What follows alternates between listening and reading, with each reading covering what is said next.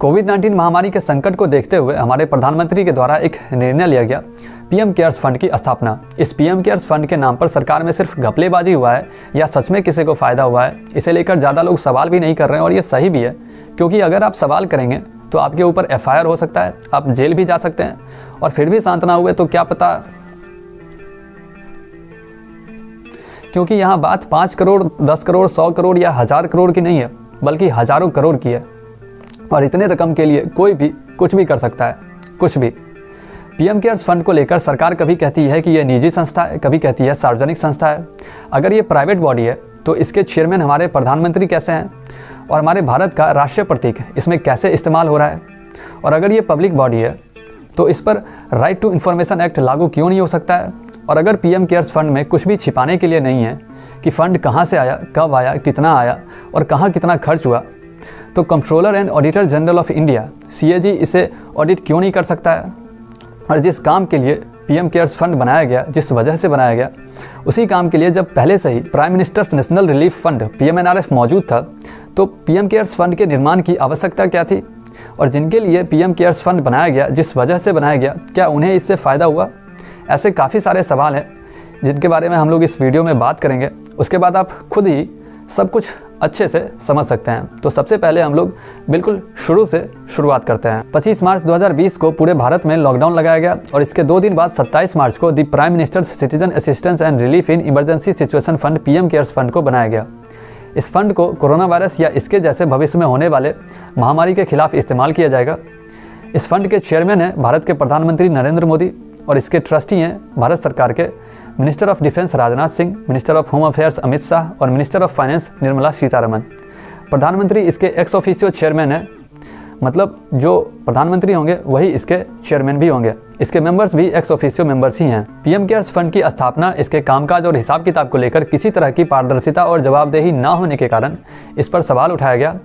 इस फंड में कितना डोनेशन आया, कहाँ से आया और कौन कौन डोनेट किया, इसे भी सार्वजनिक नहीं किया गया और इसे निजी तौर पर ऑडिट किया गया। शुरुआत में भारत सरकार के द्वारा ये दावा किया गया कि ये फंड एक प्राइवेट फंड है, ताकि पारदर्शिता कानून मतलब ट्रांसपेरेंसी एक्ट जैसे कि राइट टू इन्फॉर्मेशन एक्ट 2005 इस पर लागू ना हो। जबकि इस फंड में सरकारी इंफ्रास्ट्रक्चर और भारत के राष्ट्रीय प्रतीक का इस्तेमाल किया गया है, जो कि किसी प्राइवेट संस्था में इस्तेमाल नहीं किया जा सकता, क्योंकि ऐसा करना इलीगल है। अगर ये प्राइवेट फंड है तो इसके ऑफिशियल वेबसाइट में gov.in क्यों लगा है और कैसे लगा है। और मौजूदा ट्रस्टीज़ के अलावा 3 ट्रस्टीज़ भारत के प्रधानमंत्री के द्वारा ही क्यों नियुक्त किया जाएगा। और अगर ये प्राइवेट फंड है तो इसमें सरकारी कंपनियों के द्वारा करोड़ों रुपए कैसे डोनेट किया गया। और जब छोटी बड़ी कंपनियां और इतने लोगों के द्वारा पीएम केयर्स फंड में करोड़ों रुपए डोनेट किया जा रहा था, तब क्या उन्हें पता था कि ये फ़ंड एक सरकारी फ़ंड नहीं बल्कि एक प्राइवेट फ़ंड है। ये एक प्राइवेट फ़ंड में डोनेशन किया जा रहा है और सरकारी नौकरी करने वाले लोगों का सैलरी काट के एक प्राइवेट फ़ंड में डोनेशन कैसे दे दिया गया। और अगर ये प्राइवेट फ़ंड है तो इतने सारे कानून और CSR का छूट कैसे दे दिया गया, इसके बारे में हम लोग अभी आगे डिटेल में बात करेंगे। 24 दिसंबर 2020 को अपने पुराने बयान को पलटते हुए भारत सरकार ये कहता है कि पीएम केयर्स फंड प्राइवेट संस्था नहीं बल्कि पब्लिक संस्था है। लेकिन RTI एक्ट लागू नहीं होता है, क्योंकि इसमें प्राइवेट फंड भी आता है। मतलब पीएम केयर्स फंड है तो सार्वजनिक संस्था, लेकिन इसके संबंध में आपको कुछ नहीं बताया जाएगा कि फ़ंड कहाँ से आया, कितना आया, कौन कौन डोनेट किया और कहाँ कितना इस फंड को खर्च किया गया। सरकार इस बयान में कहता है कि पीएम केयर्स फंड पर पूरी तरह से सरकार का कब्जा है, सरकार उसे नियंत्रित करता है और सरकार के द्वारा ही स्थापित किया गया है। और ये पूरा बयान बिल्कुल उल्टा है पीएम केयर्स फंड के डीड ऑफ ट्रस्ट से, जो डॉक्यूमेंट इसके ऑफिशियल वेबसाइट पर अपलोड किया गया है। इसके धारा 5.3 में साफ साफ लिखा है कि इस संस्था का ना तो ऐसा कोई उद्देश्य है और ना ही किसी सरकार या सरकार के किसी साधन द्वारा इस पर कोई कब्जा है, ना नियंत्रित है और ना ही पर्याप्त रूप से वित्त पोषित है। मतलब सरकार से कोई लेन देन नहीं है। इस संस्थान के कामकाज में किसी भी तरीके से ना तो केंद्र सरकार का, ना ही किसी राज्य सरकार का, या तो प्रत्यक्ष रूप से या अप्रत्यक्ष रूप से किसी भी तरह से कोई नियंत्रण नहीं है। लेकिन सरकार तो अब बिल्कुल विपरीत बयान दे रहा है और पीएम केयर्स फंड को बनाने से पहले कैबिनेट के द्वारा इसके बारे में कोई चर्चा भी नहीं किया गया। डॉक्यूमेंट कहता है ये प्राइवेट फंड है, सरकार कहता है पब्लिक फंड है। दिसंबर से पहले सरकार भी इसे प्राइवेट फंड ही कह रहा था, लेकिन अब इसे पब्लिक फंड कह रहा है। लेकिन इस पर RTI लागू नहीं हो सकता, क्योंकि आपको कुछ पता ना चल जाए।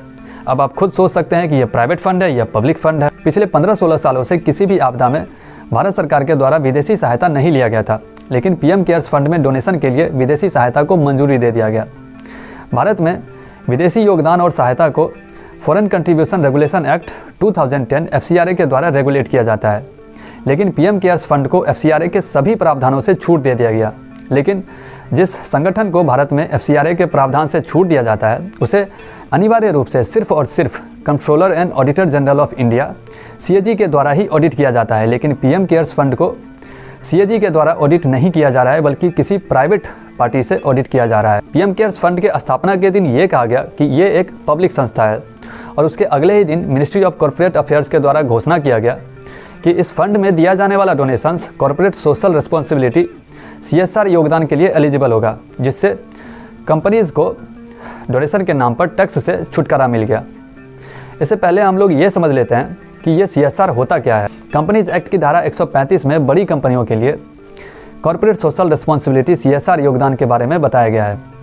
इस एक्ट के तहत भारत में जिस कंपनी का नेटवर्थ 500 करोड़ से ऊपर है, या जिस कंपनी का एनुअल टर्नओवर 1000 करोड़ से ज़्यादा है, या ऐसा कंपनी जिसका net profit yearly net profit 5 crore से ऊपर है, ऐसी कंपनियों को हर साल अपने मुनाफे का 2% समाज कल्याण के लिए खर्च करना होता है।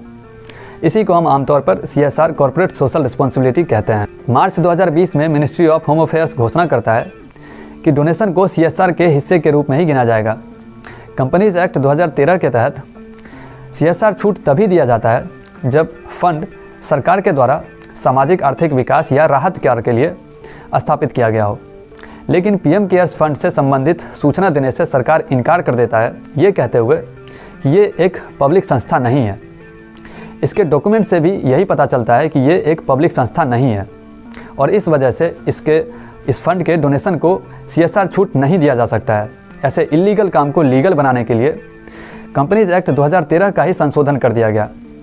पीएम केयर्स फंड के अलावा और किसी भी फंड में CSR छूट नहीं दिया जाता है। अप्रैल 2020 में भारत सरकार के द्वारा एक अध्यादेश जारी किया गया, जिससे इनकम टैक्स एक्ट 1961 की धारा 80G के तहत 30 जून तक फंड में डोनेशन देने वाले लोगों को कर कटौती मतलब टैक्स कटौती का लाभ दिया गया। जिस समय पीएम केयर्स फंड का स्थापना हुआ था, उस समय prime minister national relief fund PMNRF में ऑलरेडी मतलब पहले से ही 3800 करोड़ रुपए मौजूद था।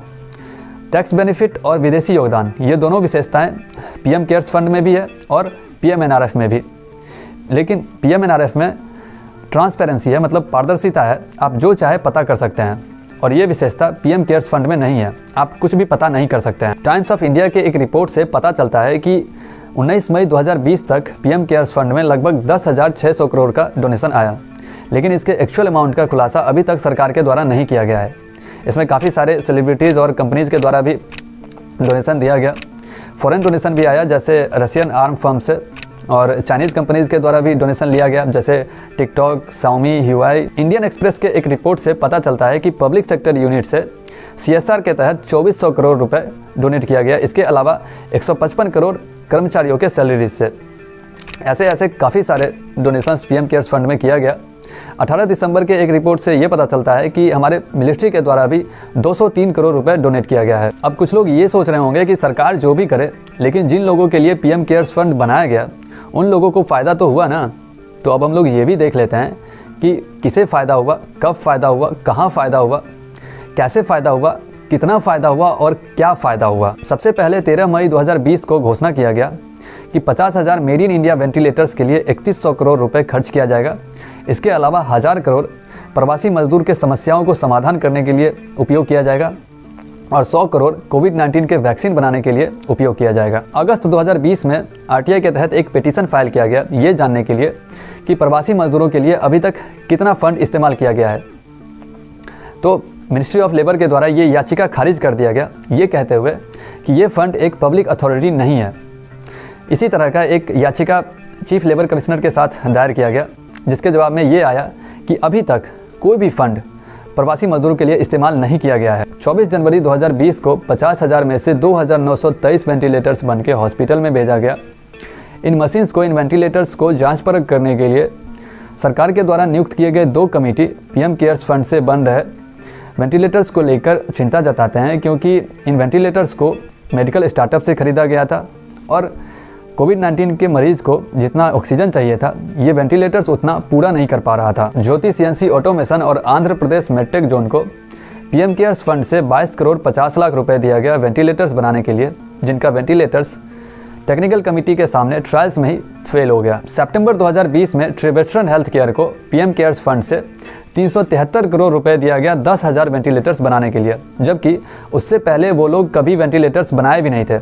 उन्हें यह भी पता नहीं था कि वेंटिलेटर्स बनता कैसे है और उन्हें 10,000 वेंटिलेटर्स बनाने का कॉन्ट्रैक्ट दिया गया था। जुलाई 2020 में दिल्ली के लोकनायक हॉस्पिटल में जो वेंटिलेटर्स पीएम केयर्स फंड से खरीदा गया था, वो सही से ऑक्सीजन नहीं दे पा रहा था और सिर्फ 10 से 15% मरीजों पर ही इस्तेमाल हो सकता था। चंडीगढ़ के एक हॉस्पिटल में पीएम केयर्स फंड की तरफ से 10 वेंटिलेटर्स दिया गया। डॉक्टर्स सभी वेंटिलेटर्स को यूज़ करने से मना कर देते हैं क्योंकि वो सही से काम नहीं कर रहा था।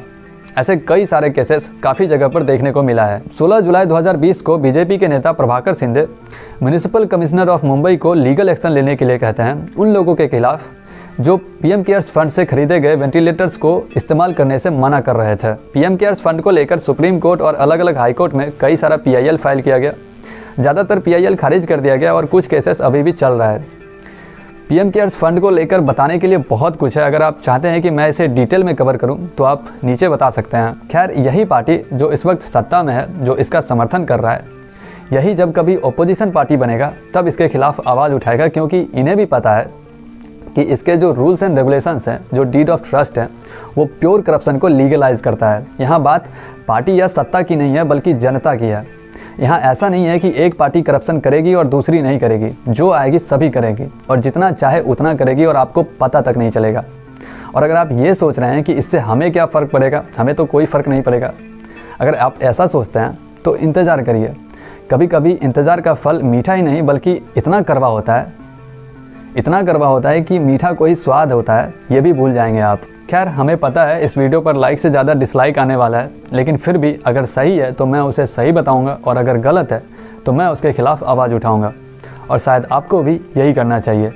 अगर सही है तो उसे भी बताइए और गलत है तो उसके खिलाफ आवाज़ उठाइए। और अगर आप अपनी आवाज़ उठाना चाहते हैं तो इस वीडियो को ज़्यादा से ज़्यादा लोगों तक फैलाइए। आज के लिए इतना ही। Towards the change.